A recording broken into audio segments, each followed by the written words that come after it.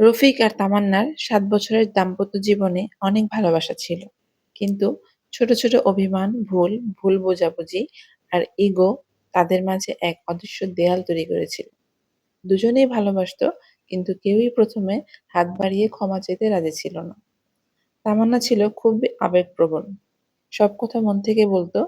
রফিক ছিল একটু কঠোর। কম কথা বলতো, কিন্তু তামান্নার প্রতি তার ভালোবাসা ছিল গভীর। সংসারের খুঁটিনাটি বিষয়ে তর্ক তাদের মধ্যে হয়েই থাকতো প্রায়। একদিন হঠাৎ তামান্না রেগে বলল, "তোমার সাথে আমার আর একদিনও থাকা সম্ভব না। আমি চলে যাচ্ছি।" রফিকও রাগ সামলাতে না পেরে বলে দিল, "তোমার যা ইচ্ছে তাই করো।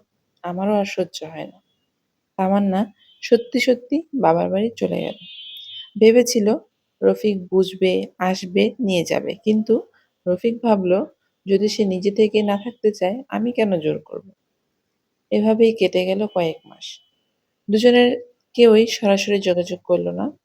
যদিও মাঝে মধ্যে রফিক তামান্নার ছবি দেখত, পুরনো মেসেজ পড়ত, কিন্তু নিজে থেকে কিছু বলতে যেত না। তামান্নাও অপেক্ষায় ছিল। যদি রফিক একবার বলতো, "ফিরে আসো", তাহলে সে এক মুহূর্ত দেরি করত না। একদিন তামান্নার এক বান্ধবী এসে বলল, "তুমি জানো রফিক এখন কেমন আছে?" তামান্না চমকে উঠল, "কেন? কি হয়েছে?" বান্ধবী বলল, "ও বদলে গেছে। একা থাকে, কোথাও যায় না, খেতে পর্যন্ত ঠিকমতো মনে করে না।" তামান্নার হৃদয় কেঁপে উঠল। সে বুঝতে পারল, অভিমান থেকে দূরে থাকলেও সে আসলে রফিককে ছাড়া থাকতে পারছে না। পরের দিন সে রফিকের বাসার সামনে গিয়ে দাঁড়ালো। কলিং বেল বাজতেই দরজা খুলল রফিক। চোখে ক্লান্তি আর অবহেলার ছাপ। তামান্নাকে দেখে হতবাক হয়ে গেল। তামান্না কাঁদো কাঁদো কণ্ঠে বলল, "আমি ভুল করেছি রফিক। আমাদের সম্পর্ক এত সহজে শেষ হওয়ার নয়।" রফিক কিছুক্ষণ তাকিয়ে থাকলো। তারপর বলল, "তোমার জন্য আমি প্রতিদিন অপেক্ষা করতাম।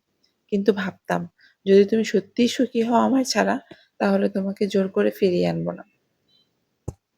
তামান্না আর নিজেকে সামলাতে পারল না। এই ছোট ভুল বোঝাবুঝি প্রায় তাদের সম্পর্ক শেষ করে দিচ্ছিল।